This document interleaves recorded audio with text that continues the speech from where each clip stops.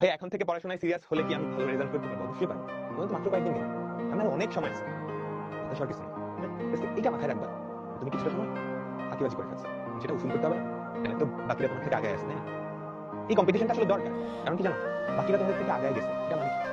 Admission test seat কিন্তু limited. আমরা যতই বলি না কেন, অ্যাডমিশন টেস্ট সিট কিন্তু লিমিটেড।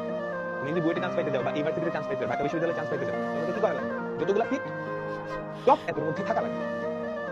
একটু কম্পিটিশন আছে লাগবে।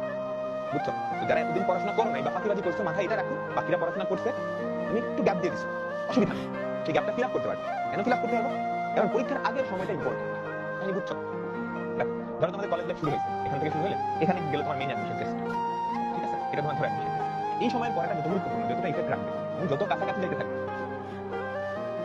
ওই সময় পড়াশোনা তত বেশি কাজে দিবে, তত বেশি কাজে দিবে, ঠিক আছে? যারা এখানে বেশি পড়াশোনা করছে তারা ঠিক আছে, তারা আগে থেকে আগে আছে। তারা যদি একটু পড়াশোনা না করে এখানে এসে ফাঁকিবাজি করে, ঠিক আছে? যারা এখানে ফাঁকিবাজি করে ফেলছো, চলে গেছো, নিয়ে চিন্তা করে যাও, যত কাছে যাও তুমি পারেন।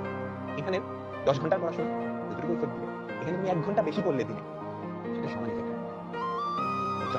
পরীক্ষা যত কাছাকাছি যাবে, মনে রাখবা তোমার রিপোর্টটা আরাম। ওকে?